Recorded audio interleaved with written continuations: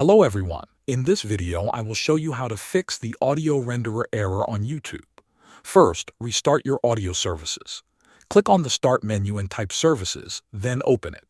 In the list, find Windows Audio. Right-click on it and choose Restart. Wait a few seconds for it to restart. This refreshes your sound system and often fixes the issue. Next, disable audio enhancements. Open Control Panel and go to Sound.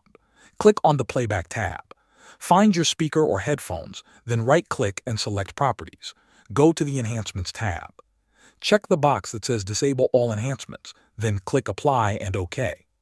This removes extra effects that can sometimes cause errors.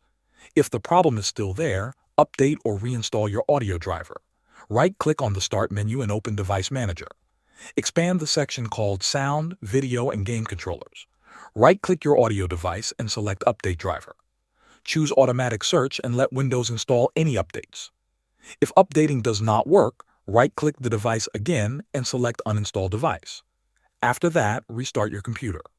Windows will automatically reinstall the driver when your system starts again. After trying these steps, open YouTube and check if the error is gone. Thanks for watching.